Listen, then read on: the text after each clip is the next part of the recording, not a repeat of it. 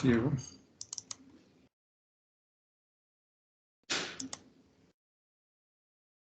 Este es, no, acá. Aquí. Quilingüingüí. Aquí. Este es. Muy bien. Muy bien, muy bien, muy bien.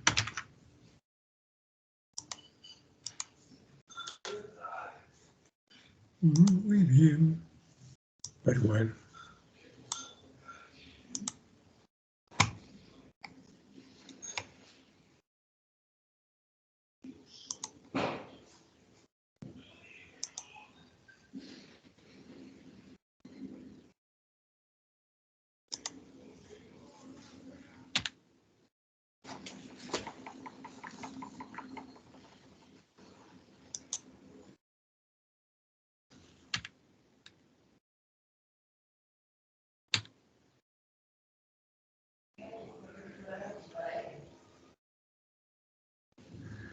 Muy bien.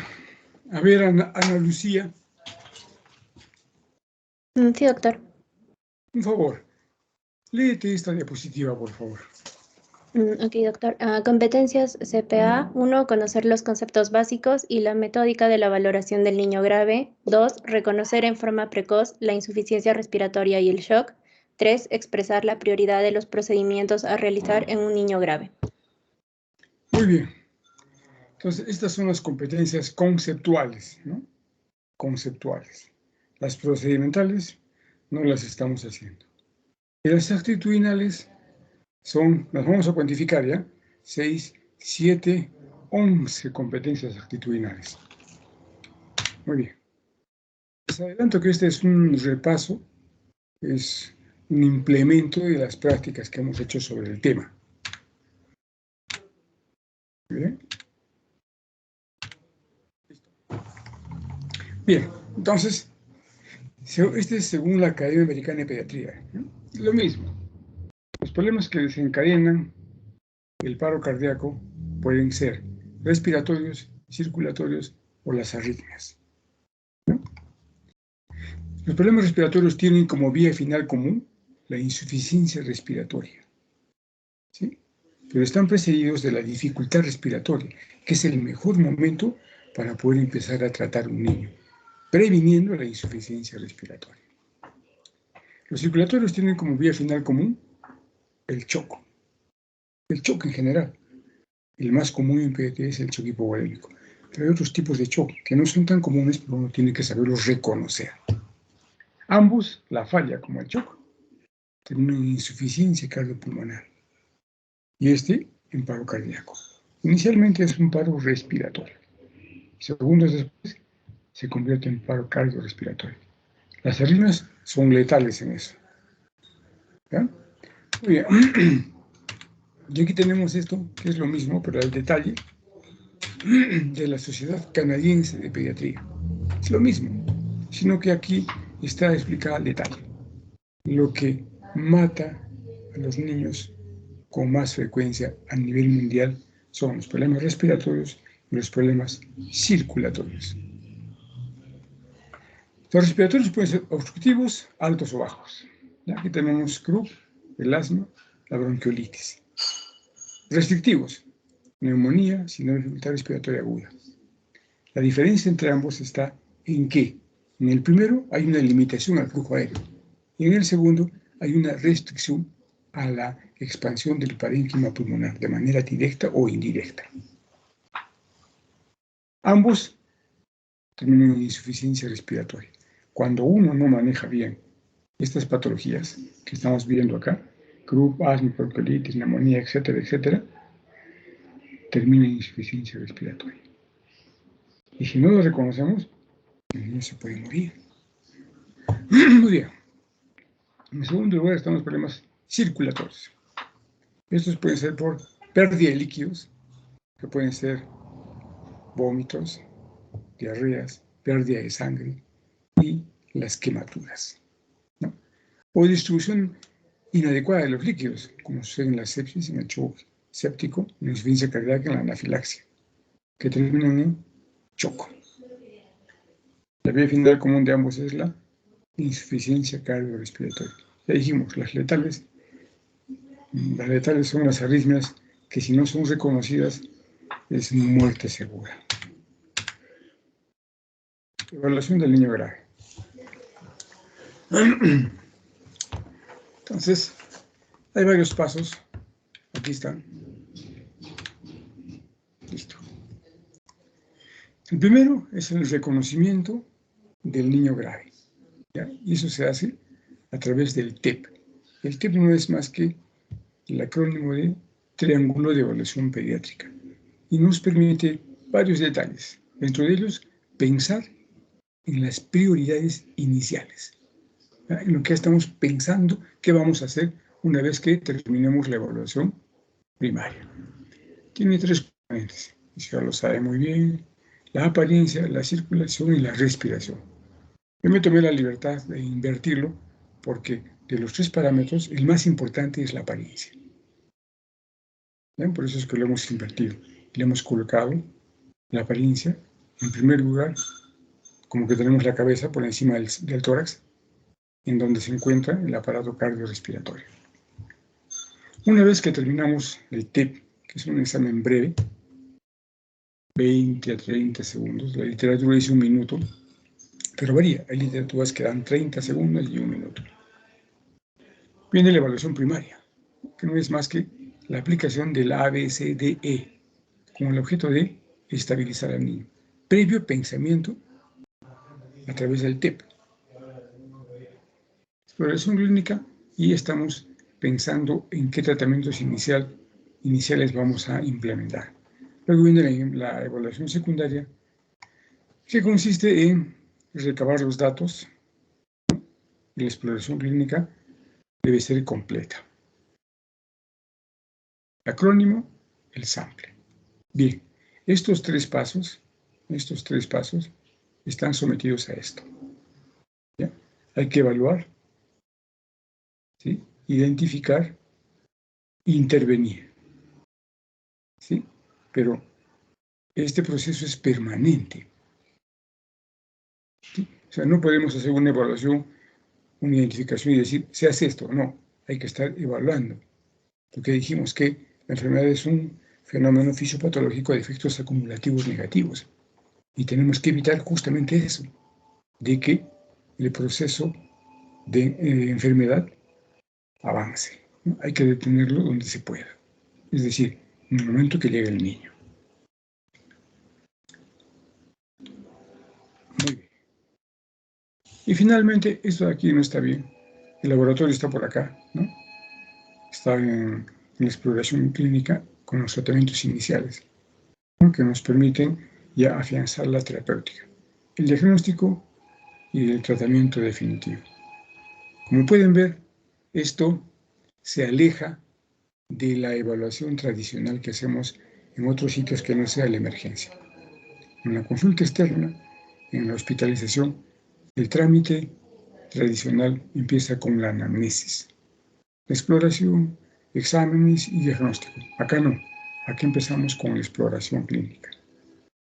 Y la anamnesis está al final, ¿ya? Ese es un detalle importante, es un detalle vital. Y otra vez acá, triángulo de evaluación pediátrica. Es una evaluación en donde solamente empleamos ojo y oreja. Es decir, miramos y escuchamos sin usar otro sentido, ¿sí? Podemos usar el olfato. Si vemos que tiene olor a un insecticida o tiene olor a manzanas, podemos estar pensando que es un niño diabético. Muy bien. La apariencia dijimos que es el parámetro más importante. ¿Por qué?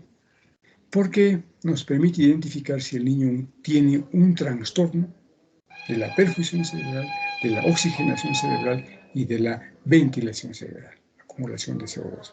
Es decir, nos da una idea de cómo está funcionando la masa encefálica. ¿Pues bien? ¿Y qué es lo que nos interesa de esto? Ver cómo está el tono muscular, la interacción, la consolabilidad, la mirada, el llanto y el lenguaje. El llanto es la forma verbal de los lactantes que no verbalizan, que no hablan. Muy bien. Luego evaluamos la respiración.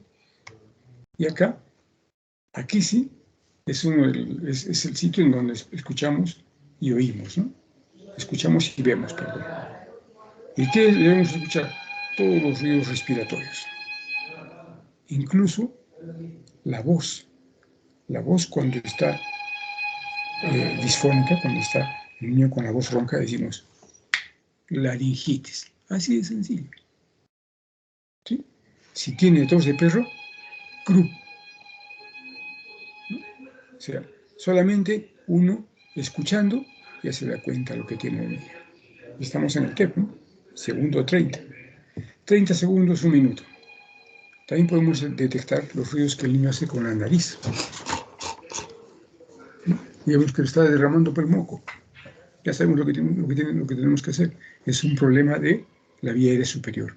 Hay que recordar que el 50% de la resistencia de la vía aérea está en la nariz. Y el resto se reparte de la nariz hacia abajo, llegando hasta los alvéolos. Esfuerzo respiratorio. El esfuerzo respiratorio, uno tiene que identificarlo con el niño desnudo. Es ver si tiene comprometidos los 3 paquetes musculares, 2 o 1. La posición. La posición del niño es importante porque el niño cuando tiene un problema de cualquier tipo, sea obstructivo o restrictivo, tiene que alinear los 3 ejes, ¿ya? El eje oral, el faríngeo y el traqueal, de tal manera que el aire entre de manera normal, sin producir turbulencia. Bien. ¿Y qué nos señala cuál es el objeto de evaluar la respiración de esta manera? Es ver si el niño tiene un trastorno de oxigenación o ventilación. ¿Sí? Esto cuando estemos haciendo la evaluación primaria lo vamos a corroborar con la oximetría y con la capnografía si es que disponemos de ella. Circulación. La circulación. Evaluar la circulación es estar identificando la fisiopatología del gasto cardíaco. Está disminuido, está elevado. ¿Sí? Y la perfusión sistémica, ¿cómo está? ¿Hay hipoperfusión o no hay hipoperfusión? Y eso lo vemos ¿cómo? Viendo la palidez, viendo la cianosis y viendo si el niño tiene la piel moteada, entre otras cosas que no considera el PALS. Recuerden que el PALS es un método que tiene como punto de partida el TEP, ¿no? Y no es más que el soporte vital pediátrico avanzado. Este tiene un nivel de evidencia de 1A.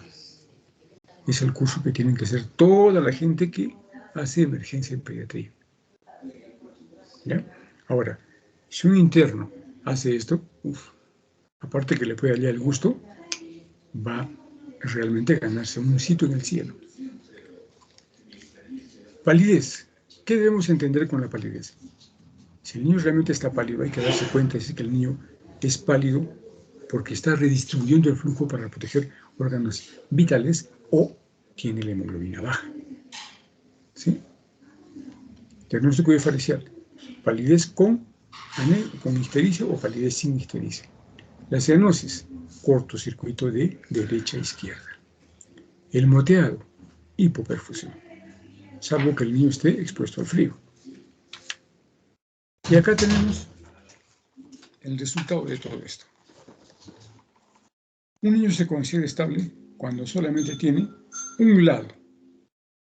Es decir, puede ser la respiración o la circulación, menos la apariencia. Potencialmente inestable, la apariencia o los 2 lados. Es decir, alteración cardiorrespiratoria. Inestable es la apariencia más un solo lado. Perdón, 2 lados que estoy diciendo. Este está mal acá. 2 lados, que sean la circulación o la respiración. Entonces, en resumen, terminando con el TEP. El TEP nos permite a nosotros usando ojo y oreja en el término de 1 minuto, identificar la fisiopatología del niño. Tiene un trastorno de perfusión, de circulación o de oxigenación, que puede ser todo. ¿Sí? Cuando vemos que esto compromete la apariencia a través de la variación de estas características que forman parte del hito del desarrollo psicomotor normal del niño, entonces decimos tiene un trastorno del sistema nervioso central. Si está acompañado de alteración de la respiración, podemos pensar que el responsable del trastorno de la apariencia es un trastorno en la ventilación o en la oxigenación. Si el niño tiene trastorno de la apariencia y está acompañado de palidez, cianosis, moqueo, entre otros, podemos pensar que el responsable del trastorno de la apariencia es la baja perfusión, la hipoxemia o el acúmulo de CO2 en la masa encefálica. Muy bien, una vez que hemos pensado de esa manera, nos preguntamos, ¿este niño va a hacer paro en los siguientes minutos? No, no nos preocupamos si está estable o está inestable. Cuando esté estable, el niño requiere monitorización. Cuando está potencialmente inestable, estamos pensando que puede hacernos paro en cualquier momento. Entonces el niño tiene que estar monitorizado. ¿Sí? Tiene que estar con un monitor y con un interno y una enfermera o un residente ahí, que esté vigilando, con todo el equipo para poder hacer reanimación listo. De aquel niño que está inestable, es decir, que ya tiene una insuficiencia cardiorrespiratoria, requiere reanimación cardiopulmonar. ¿Sí? Para esto hay que pedir ayuda, ¿no? Uno no puede hacerlo todo. Inmediatamente avisa y interviene el equipo para que pueda sacar del paro a ese niño. Aquí lo tenemos, otra vez, pero ya desde el punto de vista de lo que debemos estar pensando en el primer minuto. ¿Sí? Un niño que tiene trastorno de la apariencia o es trastorno respiratorio o circulatorio, lo primero es administrar oxígeno. Este va a necesitar oxígeno. Lo que tenemos que definir con la evaluación primaria, es alto flujo, bajo flujo. Soporte ventilatorio. En ese momento estamos pensando, si está inestable, soporte ventilatorio. Tenemos que ventilarlo e intubarlo. Y eso sucede con cualquiera de los 3 parámetros. Muy bien. Cuando un niño tiene trastorno de la apariencia, uno puede ver que puede estar deshidratado, entonces va a pensar en los líquidos. ¿Sí? Si está convulsionando, tiene que administrar benzodiazepinas y seguir todo el protocolo para poder manejar una convulsión.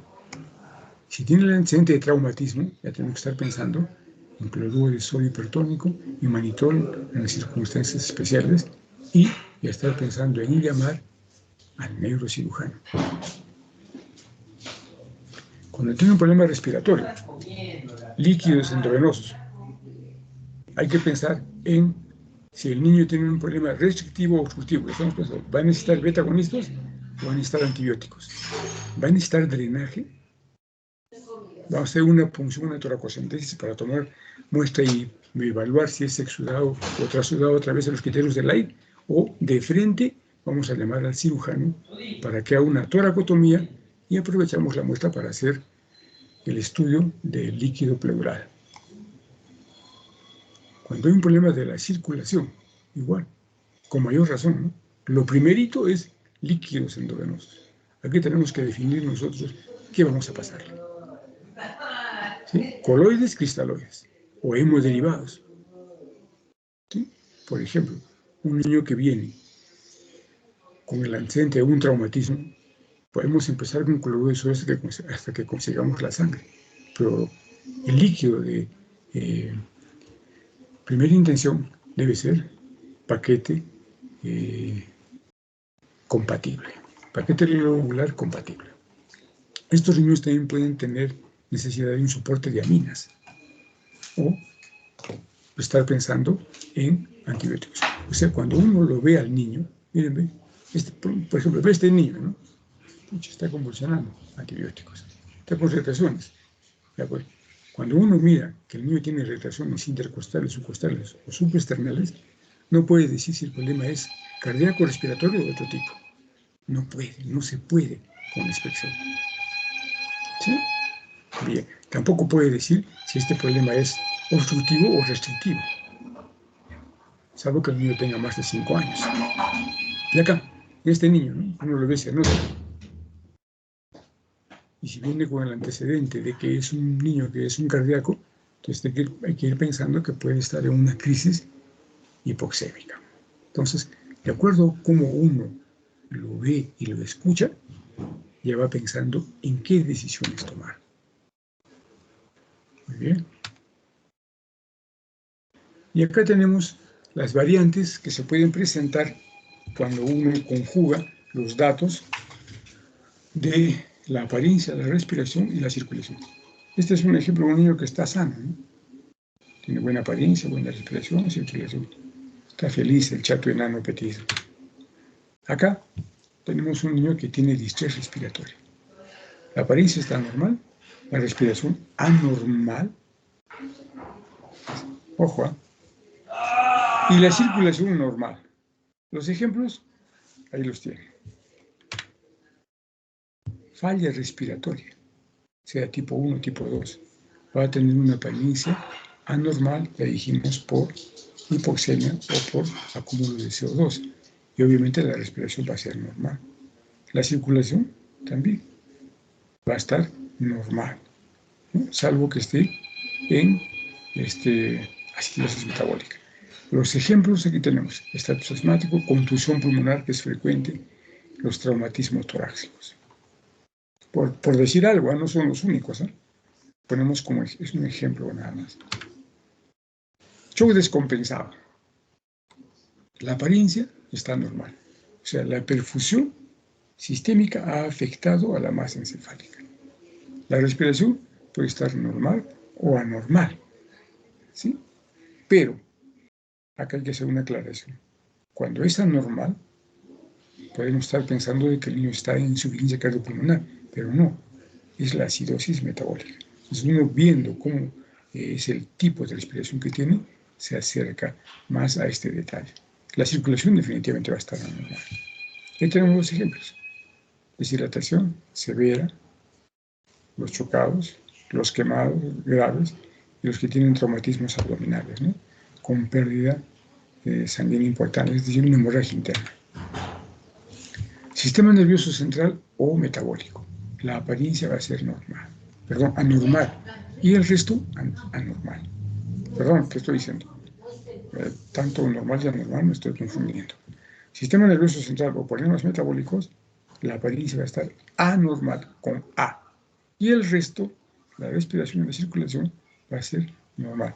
Excepto que el niño esté con la tarea de Cushing, ¿no es cierto? Esté haciendo que una herniación, ¿no? O esté en una cetoacidosis diabética severa. Y aquí tenemos los ejemplos. Finalmente, la insuficiencia cardiopulmonar, en donde los 3 parámetros son anormales, seguidos de paro respiratorio y el paro cardiorrespiratorio. Las imágenes que están acá, 1, 2, 3 son mías, las demás son prestaditas. Pasó, si ustedes desean, 30 segundos o 1 minuto, y estamos empezando con la evaluación primaria. ¿Sí? En la evaluación primaria, ¿qué vemos? La A, vemos si el niño tiene obstrucción grave o total de la vía, parcial, total de la vía, mantenible o no mantenible. B, breathing, esfuerzo, taquipnea, bradimia, apnea. O sea, uno está viendo y está cuantificando la información. C, pulsos débiles, hipoperfusión, hipotensión, lleno capilar, temperatura diferencial entre el dedo gordo del pie y el abdomen. D, déficit neurológico, también lo conocen como discapacidad, es decir, la falta de respuesta, alteración de la conciencia, que se puede cuantificar con el score de Glasgow o la escala de Abbe. E, exposición, como el niño desnudo, para ver si tiene hipotermia, máculas o alguna deformación producto de una fractura. Vamos al detalle. La vía aérea. La vía aérea despejada, el niño está hablando. Todo niño que esté hablando y que no esté con disfonía tiene la vía aérea permeable, mantenible. O sea, la vía aérea está obstruida, pero se puede mantener abierta. ¿Sí? Por ejemplo, de lo que estamos hablando, ¿no? La laringitis, la laringotraqueitis, el CUB, el estado asmático, ¿no? Todas aquellas situaciones en donde hay una disminución del flujo aéreo. Y la no mantenible, o sea, la vía está obstruida, no se puede mantener abierta. Entonces, el niño está desaturando, cianótico, o con episodios de esfuerzo y cianosis. En este tipo de niños, lo que se tiene que hacer es una ventilación invasiva. Aquí, ¿qué hacemos con él? Cuando estamos haciendo la evaluación primaria, estamos hablando de la vía aérea, estamos pensando, ¿aspiramos? Sí. Si tiene un montón de mocos en la nariz, hay que limpiarle los mocos y nebulizarlo con suero hipertónico. Vamos a necesitar tubo de Mayo. Si no hay respuesta, tubo endotraqueal y ventilación mecánica. Eso depende de cómo evolucione con las medidas iniciales.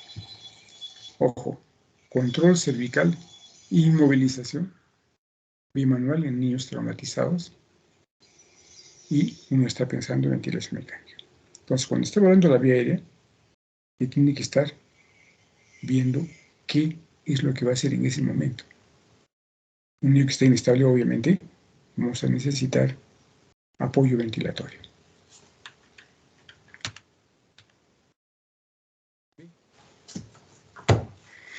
Respiración. Y acá tenemos las características y su descripción. Frecuencia respiratoria. Esto es importante. El famoso 60, 50, 40 y 20, según la edad. ¿Qué edad tiene? Tantos, allá. ¿Encaja en cuál? Acá. Oximetría. Recuerden que en Arequipa el valor normal de la oximetría es por encima del 92%. ¿Bien? Entonces esto es menos al 92%. Menor al 90% es a nivel del mar. Esfuerzo respiratorio, ¿no? Leve, moderado, grave, dependiendo del número de paquetes musculares que estén comprometidos. La movilidad del aire. Hay que examinar la parte anterior del tórax, la parte posterior y las axilas. Las axilas nos están revelando el lóbulo medio. ¿Cómo está el lóbulo medio? En el lado derecho, obviamente. Los ruidos respiratorios, que son audibles sin estetoscopio, y los ruidos audibles con estetoscopio. Estos pueden ser continuos o discontinuos. No nos vamos a detener en esto, ¿no? Entonces, estas cosas pueden estar señalando taquimia, bradimia o apnea. Incluso boqueo. ¿Qué hacemos con él? Igualito. Necesita oxígeno, soporte ventilatorio, ventilación mecánica, drenaje, beta-agonistas, antibióticos. Acá ya estamos decidiendo ya. Si tenemos un niño que tiene CRUP, ya se facilita, ¿no es cierto? ¿Qué va a necesitar? Adrenalina y un corticoide. C, circulación. Acá nos interesa evaluar la frecuencia cardíaca, que conocer los valores normales. Acuérdense de la fórmula que nos permite de manera práctica y aproximada cómo uno puede calcular la frecuencia cardíaca de un niño. La presión arterial, esta es la fórmula. Ojo, es la presión arterial sistólica y no la media la que nos permite hablar de hipotensión. Esta fórmula nos da datos, valores por encima del percentil 5. Cuando el valor que uno obtiene de hacer esta operación está por debajo del percentil 5, el niño está hipotenso. Siempre hay que palpar los pulsos y comparar centrales con periféricos. Este es un asunto de experiencia, es cuestión de práctica, ¿no?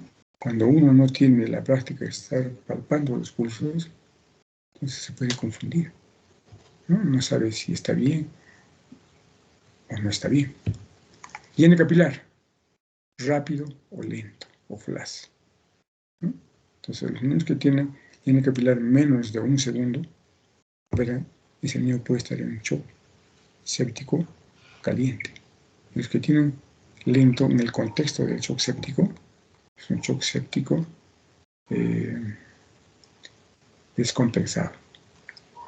La temperatura de la piel, que puede ser normal, disminuida o aumentada.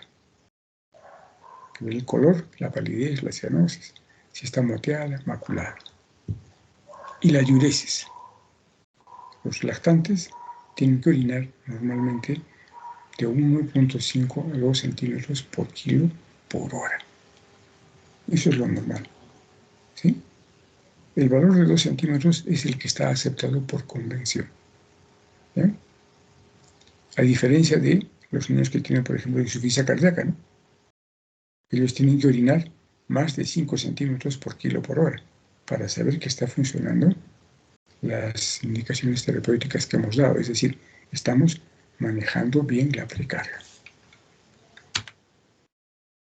Y acá, oxígeno, soporte ventilatorio, ventilación mecánica, osteoclisis. Esto es importante. ¿Por qué?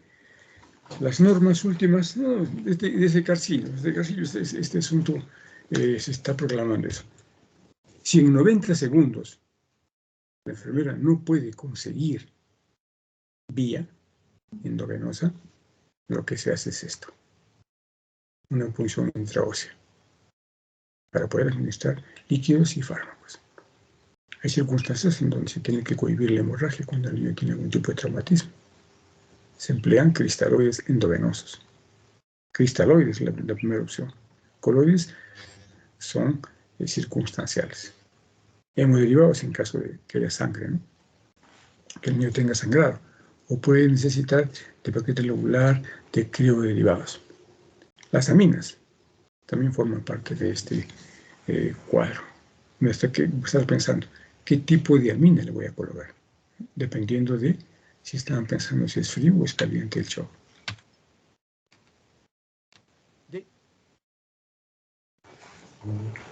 No, la discapacidad es más conocida como déficit neurológico.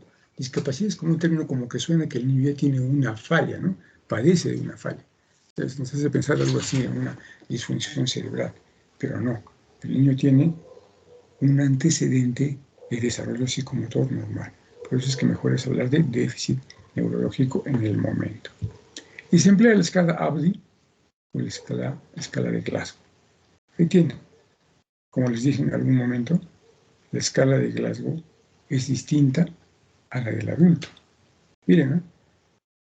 Hasta los 5 años es totalmente diferente. Cuando hicimos los 5 años, recién empleamos el 15/15. Y tiene una correlación con si el niño está alerta, según el ABI, en menos de 6 meses 9/9. La respuesta verbal, 11/11 hasta los 2 del año de edad. Estimulación dolorosa, 12/12 hasta los 2 años. Inconsciencia, no responde, 13/13.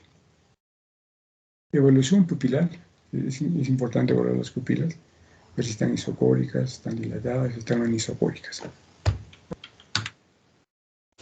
Lo mismo, inmovilización cervical, protección cerebral, medidas que van a proteger el cerebro. Por ejemplo, el oxígeno, la posición semisentado, y hay que estar pensando si el niño va a necesitar neurocirugía.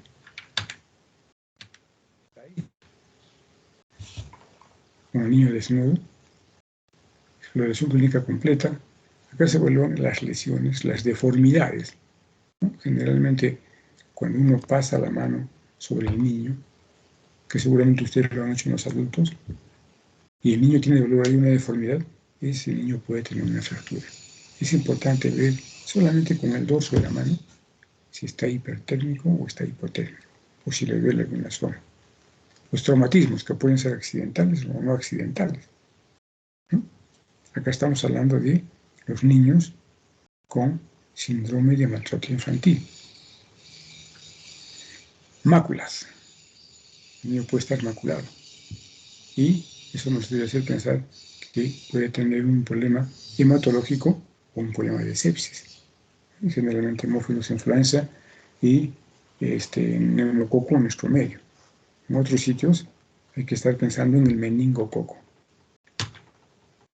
Y lo mismo, control de la temperatura, glicemia, que es importante la glucosa, pese a otras lesiones, y dependiendo de los hallazgos que uno tenga, debe interconsultar a cirugía o a traumatología. Y resumiendo este asunto, a ver,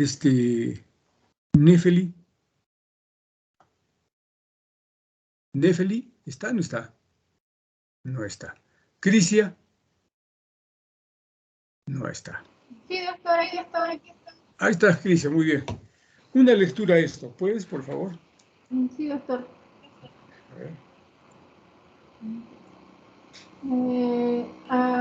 ¿Qué buscar en la vía aérea? Estridor, sibilancias, respiración ruidosa u objetos extraños. Acciones o maniobras a realizar: posicionar la cabeza, utilizar dispositivos para la vía aérea y succión. En la ventilación, ¿qué buscar? Frecuencia respiratoria, auscultación, datos de dificultad respiratoria, oximetría de pulso y capnografía. Acciones o maniobras: uso de dispositivo de oxígeno, ventilación con bolsa, válvula, mascarilla, intubación traqueal, liberación de neumotórax o colocación de sonda pleural. En la circulación, buscar frecuencia y ritmo, pulsos, llenado capilar, tensión arterial, coloración y temperatura de la piel. Acciones a realizar: terapia eléctrica, tratamiento de arritmias, colocación de acceso vascular, infusión de líquidos y medicamentos vasoactivos. Discapacidad, buscar la escala ADVI, reacción pupilar, el tono grueso, movimientos anormales, diagnóstico y tratamiento. Realizar aseguramiento de la vía aérea, medidas antiedema, tratamiento de crisis convulsivas y administración de glucosa. Lo que es exposición, buscar lesiones aparentes y también la temperatura, y realizar una exposición completa, control local de la hemorragia y estabilización de fracturas. Muy bien, entonces este es el cuadro resumen del A, B, C, D y E. ¿Ya? Es importante esto. Muy bien, continuamos. La evaluación secundaria, cuyo acrónimo es conocido como el SAMPLE, ¿no? Bien, entonces una vez que hemos nosotros terminado la evaluación primaria, tenemos un plan, ¿sí? Porque tenemos un diagnóstico. Entonces, le llamamos a la persona que hemos encargado que se encargue de hacer la historia, es decir, la anamnesis, que comprende todo esto, ¿no? Y eso nos va a permitir delinear en forma más precisa nuestro tratamiento. Nos van a decir los síntomas que tiene o los signos y que van a estar en directa correlación con lo que nosotros estamos hallando. Estos pueden ser neurológicos, respiratorios o digestivos, ¿no? Más o menos A, B y C. Hay que preguntar siempre por las alergias. Ese es un dato súper importante, es vital ese dato. Nos va a evitar muchos malos momentos. Hay que ver a qué es la alergia. Los medicamentos, el nombre del medicamento, la dosis, el intervalo de la administración, la última hora, la última dosis, y otros que se encuentran en el entorno del niño, ¿no? Acá también hay que preguntar si hay la posibilidad de que el niño se haya intoxicado con algún medicamento. Son cosas que suelen pasar. Los medicamentos que toman el hermano, el papá, el abuelito, están por ahí, el chiquito, en su vida, que no es más que conocer, experimentar, abrir solamente la boca, especialmente los que están en la fase oral. PAST, antecedentes, ¿no? Antecedentes personales patológicos actuales. Acá hemos resumido con asma, malformaciones congénitas, cirugías o secuelas. y el estado de vacunación. Esto es importante, ¿sí? Porque uno puede tener un plan, ¿sí? Un plan definido, y nos dice, este chiquito tiene un problema cardíaco, y de repente la signología pulmonar, que estamos pensando que es producto de un asma, no es un asma, sino es un edema agudo de pulmón, ¿sí? Y que por el niño que está totalmente tapado, no se escucha con claridad el soplo. Son cosas que suelen pasar. Líquidos y comidas. Es importante determinar la hora, la naturaleza del último líquido o alimento. Se habla de 6 horas. Unos hablan de 3,6, pero en general son 6 horas, ¿no? Para poder bolsear a un niño que requiere este procedimiento, tenemos que asegurarnos de que no se vaya a aspirar. Y la prueba de que no se va a aspirar es que el niño no ha comido nada ni ha tomado líquidos en las últimas 6 horas. Eventos que se han desencadenado la enfermedad o la lesión. Es la forma de inicio, ¿no? Y los tratamientos que puede haber recibido o los que está recibiendo. Acá, les vuelvo a repetir, en nuestro medio tiene mucha importancia, o en todo caso es lo que más hemos experimentado, son los problemas de las convulsiones, ¿no? No es lo mismo que un niño convulsione en Cabaña María, ¿sí? Que puede irse volando al Hospital General o al Guayaneche, dependiendo, a que convulsione en Characato, ¿no es cierto? Es distinto. De Characato al centro de salud de Characato, donde posiblemente le vayan a colocar una primera dosis de azepam y lo derivan al general, hay un tiempo, que es más o menos unos 45 a 60 minutos, a diferencia de Cabaña María al general, ¿no? Serán pues 5, en por los casos 10 minutos. ¿Y por qué tiene importancia esto? Porque la pregunta es clave. Señora, ¿desde qué hora está convulsionando? Hace 5 minutos, 10 minutos, estoy preocupado, no sé cómo será. Entonces la pregunta exacta es, ¿empezó la convulsión en su casa? Sí. ¿En el camino ha seguido convulsionando? Sí. Listo. Ya tenemos una idea de cómo es el asunto. Respecto a si es de Cabaña María o si viene de Characato o de Yura o otro sitio lejano, ¿no? O sea, inició la convulsión en su casa, en el camino sigue convulsionando, llega al hospital convulsionando. En el primer niño, en el primer caso, no hay mucho problema, ¿no? Tiene posibilidades de que siga convulsionando, sí, cuando son más de 5 minutos. Pero el niño que, partiendo de un sitio tan lejano, sigue convulsionando, ese niño tiene un estatus epiléptico. El procedimiento ya es otro.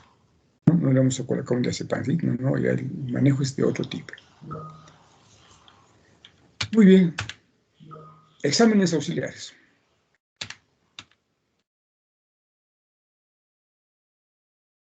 Los exámenes auxiliares que uno debe pedir, ¿no? Una vez terminada la evaluación primaria y la secundaria, principalmente la primaria, depende del contexto clínico, ¿no? Y depende de si uno va a pedir exámenes simples o exámenes complejos, ¿no? Los complejos son los que tienen mayor sensibilidad y especificidad. En cualquier caso, la monitorización es importante. Las funciones vitales. En cualquier momento, en cualquier circunstancia, en cualquier tipo de historia, estas son determinantes. El AGA es importante, ¿no? Nos va a ver la oxigenación y la ventilación. Y por lo tanto ya estar empezando a tratar esa patología. Se trata la acidosis metabólica cuando el pH está por encima de 7.1. Perdón, por debajo de 7.1. Bien, la hemoglobina, después de ser corregida, cuando es menos de 7, el niño requiere paquete globular compatible, ¿sí? Pero cuando está en mal estado general o está en MUSIP o en UCI, ya no es 7, es 10 gramos por ciento o por decilitro, para poder tomar la decisión de pasar paquete globular compatible. Hay que tratar las plaquetas, en caso de que haya plaquetopenia, o los crioprecipitados cuando hay coagulación intravascular diseminada. El lactato es un parámetro importante, nos dice si el metabolismo está en aerobio o es anaerobio. Nos habla también de la hipoxia, las infecciones, las cuales deben ser tratadas, ¿no? Acá tenemos la PCR, los cultivos, la procalcitonina. De estos dos, el que tiene más sensibilidad y especificidad es la procalcitonina.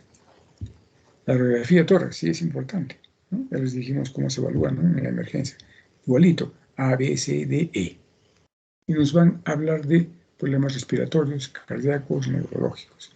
Y orientan el diagnóstico y tratamiento respectivo. El EKG es para ver más que nada las arritmias, ¿no? O para ver, para poder tipificar cuando uno tiene mucha duda entre si es taquicardia sinusal o un ataque arrítmico. La ecografía y la TEM son exámenes auxiliares que nos van a facilitar la valoración de la anatomía, la función del órgano o sistema que esté comprometido. Reconocimiento, y algunas palabras sobre lo final, ¿no?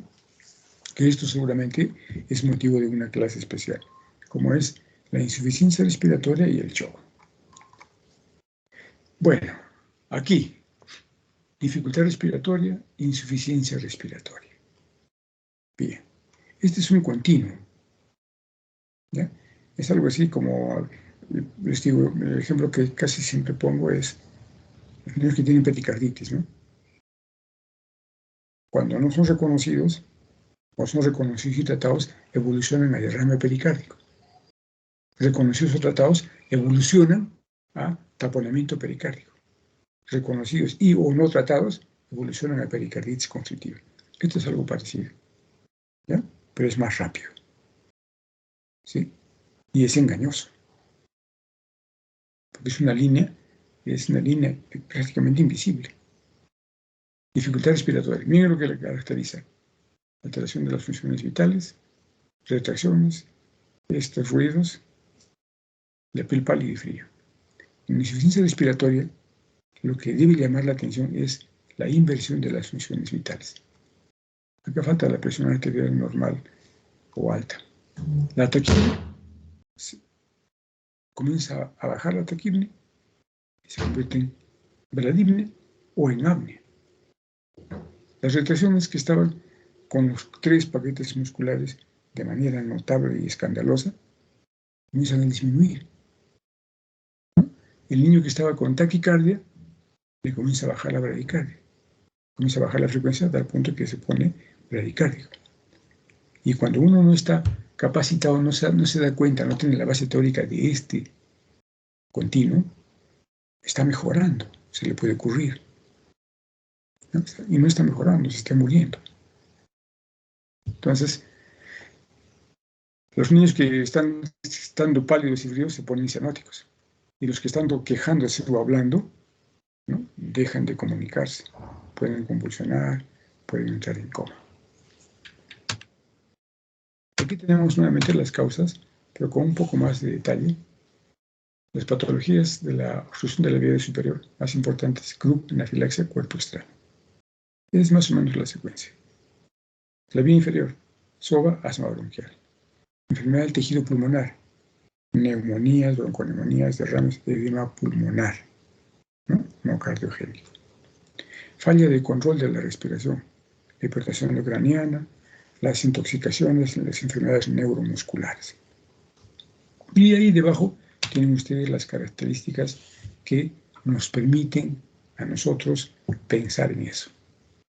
Por ejemplo, en el CRUP, ¿no?, la palabra el FED y el TED. ¿Qué es el FED? Fiebre, estornudos, rinorrea.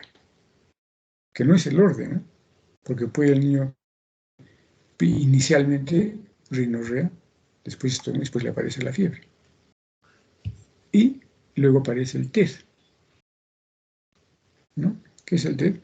La tos, perruna, el estridor y la disfonía, que tampoco es la secuencia, ¿no? Después del proceso de resfrío aparece la disfonía y uno lo puede encontrar al niño en el estadio de laringitis, pero cuando tiene tos de perro y estridor, ese es un CRUP. ¿Ya? Bien. La falla respiratoria desde el punto de vista gasométrico. En esto van a encontrar literatura polémica. Van a decir que la única forma que se diagnostica la falla respiratoria es con la gasometría. Yo estoy en desacuerdo. Hay muchas literaturas que también están. El diagnóstico de falla respiratoria, de insuficiencia respiratoria, es clínico. Es netamente clínico. O sea, uno no puede esperar a tomar un gas para tomar la decisión de aislarlo, no de manera invasiva. No. A que llegue esto, van a pasar más o menos, teniendo todo a la mano, 5 minutos. Cuando no es así, puede demorar más. Lo que sí nos ayuda es en tipificar el tipo de insuficiencia respiratoria que tiene. Puede ser hipoxémica o hipercábnica. Y acá tenemos la manera como se maneja, ¿no? Tenemos la cánula simple, la máscara simple, la máscara con reservorio y la máscara Venturi, que prácticamente ya ha desaparecido, ¿no? Ya no se usa en nuestro medio. Ni siquiera en las UCIs usan eso. O las usan cuando no tienen otra cosa. La cánula, mírenme, uno puede ir aumentando el flujo de litros por minuto hasta 5 litros por minuto, que nos van a una FiO2 de 40, ¿no? A costa de una lesión nasal o una incomodidad del niño. La máscara simple, aumentamos el flujo de litros por minuto y nos puede llegar a una FiO2 de 60. La máscara con reservorio, aumentamos el flujo y puede llegar con 10 litros hasta el 95%. ¿Sí? Muy bien. La máscara Venturi, mírenme, 15 litros, 50%. Y era un buen negocio. Tenemos un niño que está con su cánula, un niño que está con su máscara con reservorio. Lo último que ha aparecido es esto, ¿no? La cánula nasal de alto flujo. Ahí están las dosis. Menos de 10 kilos, 2 por minuto. Más de 10 kilos, 1 litro por minuto. Más de 75 kilos, 0.5 litros por kilo por minuto. Este es un aparato que ya tiene buenos años de existencia, pero que nosotros recién lo hemos conocido debido a la aparición de la pandemia, o si quieren pandemia, por el SARS-CoV-2 COVID-19. Bien, entonces, cánula nasal de bajo flujo, esta.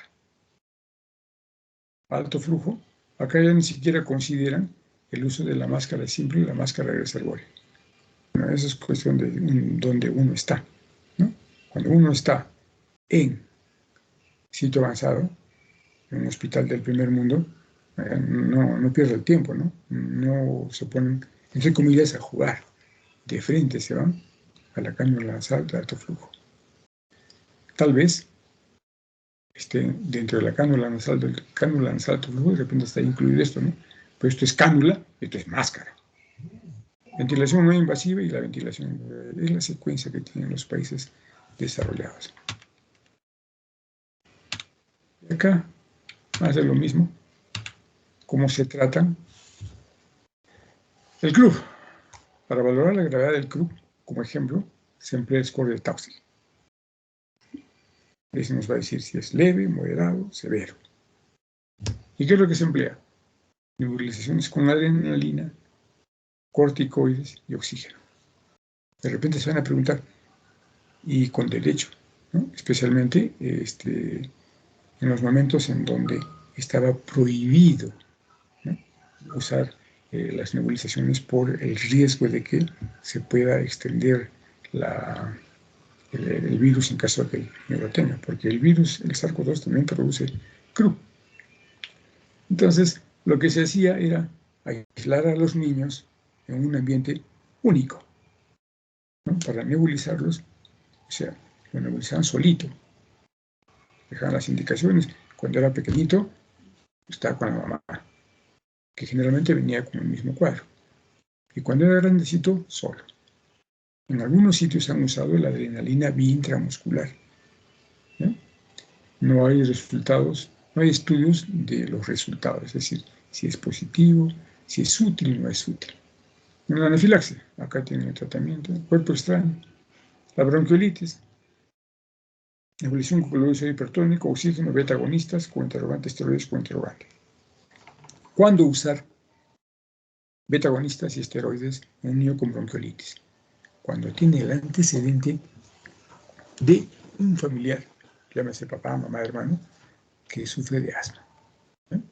En eso sí da resultados.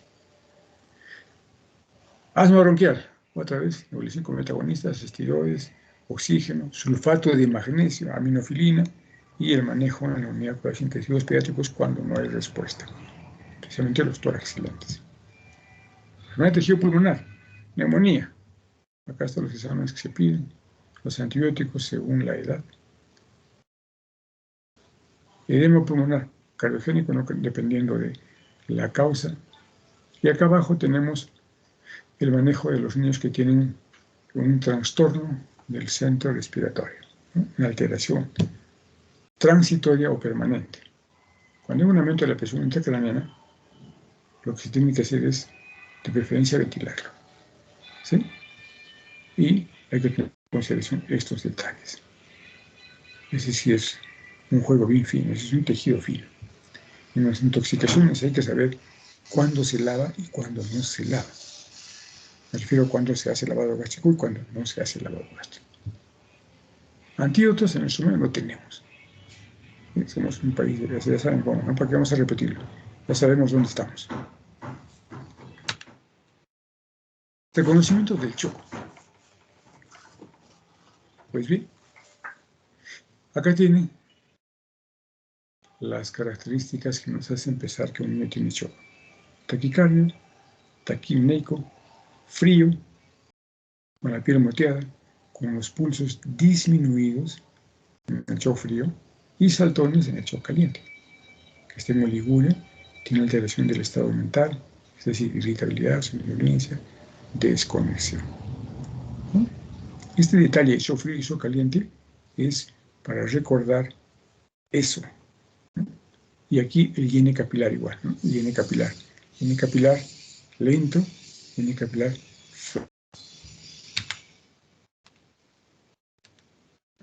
tenemos los tipos de shock.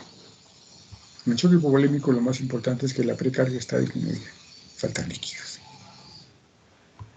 En el shock cardiogénico, ¿sí? La precarga generalmente está aumentada en los niños que tienen sobrecarga de volumen, pero la mayor parte de shock cardiogénicos es por la contractilidad disminuida, llámese miocardiopatías, miocarditis.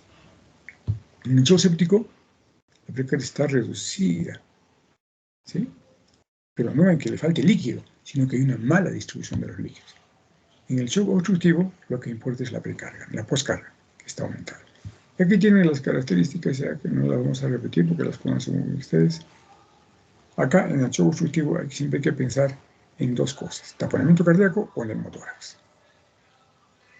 El tromboembolismo pulmonar en los niños es muy raro. Shock normotensivo, hipotensivo, antes compensado y descompensado. Signos de hipopresión tisular en ambos casos, pulsos débiles, hiene capilar rápido, presión del pulso amplia, pero con presión sistólica normal. Aquí, presión del pulso estrecha y con la presión sistólica baja. La presión del pulso es aquella diferencia entre la sistólica y la diastólica, cuyo rango normal va entre 35 y 45 milímetros de mercurio. Entonces, cuando esta sobrepasa los 45, ¿sí? En ese contexto estamos pensando en esto. Y cuando este es menos de 35, en el contexto clínico, estamos pensando en shock hipotensivo. Pero ojo, tiene que estar la presión arterial sistólica baja. Y según la campaña de supervivencia, la tercera revisión, ahora el shock séptico se reconoce de la siguiente manera. Hay varias tablas. Yo les he traído esto, lo pueden encontrar en cualquier sitio, tanto en YouTube como en Circulación, la revista Circulación, explicaba el detalle. Dice que es suficiente encontrar 3 de estos datos, es decir, anomalía de la temperatura, hipotensión, taquicardia, taquimia, anomalías del llenado capilar, del estado mental, del pulso, de la piel. Solamente con 3 de estos, más acá, que tengo una condición de alto riesgo. Es decir, que tengo una enfermedad maligna, asplenia, trasplante de médula ósea, catéter central permanente, trasplante de órgano sólido, retraso mental o parálisis cerebral infantil y compromiso del sistema inmune. Y acá, los signos vitales. Frecuencia cardíaca, respiratoria, tensión arterial sistólica y temperatura. Si el niño tiene 3, uno de estos, más esta alteración, cualquiera de estos, el niño está séptico. Si está con la presión arterial baja, está en shock séptico.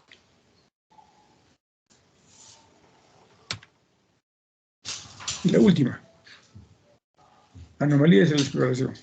Lo que vamos a encontrar, ¿no? Choque frío, caliente, no especificado.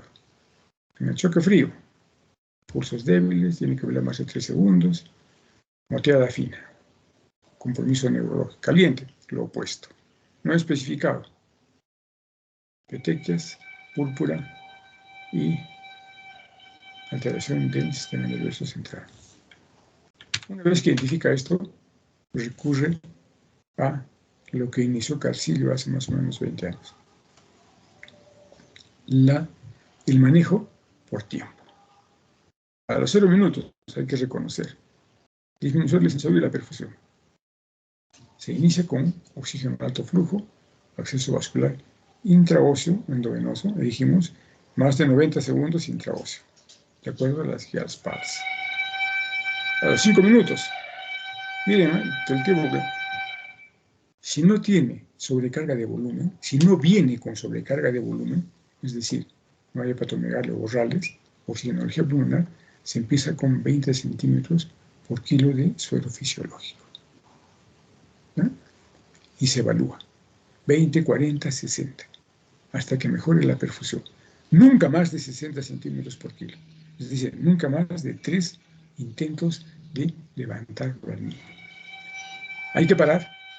Si el niño que viene sin hepatomegalia y con pulmón limpio y le aparece hepatomegalia o oxigenología pulmonar, eso quiere decir que ya le hemos pasado demasiado líquido y tenemos que recurrir a un diurético. Hay que corregir en esta situación la hipocalcemia y la hipoglicemia y empezar con antibióticos. Es el manejo del shock séptico. En la práctica, ¿qué es lo que se hace? Esto se va probando en relación al tamaño del hígado y de la oxigenología pulmonar, y de frente se da gluconato de calcio y dextrosa al 10% para poder mejorar tanto la hipocalcemia como la hipoglicemia. No vamos a esperar a que llegue el resultado porque eso va a demorar. A los 15 minutos debemos tener una respuesta. Si hay respuesta a los fluidos. Si no hay respuesta, ¿qué va a pasar? Tenemos que empezar con una infusión endovenosa o intraósea de inotrópicos. De preferencia, la epinefrina. Esa es la dosis. Y acá, lo que ya es para poder definir el tratamiento de acuerdo al tipo de choque que uno esté identificando. ¿Frío o caliente? Todos muchachos, si tienen alguna pregunta, algún comentario. Bueno, ustedes son de los que no preguntan nada. O de los que entienden todo, o no entienden nada y se quedan callados. Si no hay ninguna pregunta, estoy saliendo en 3. 1, 2, 3.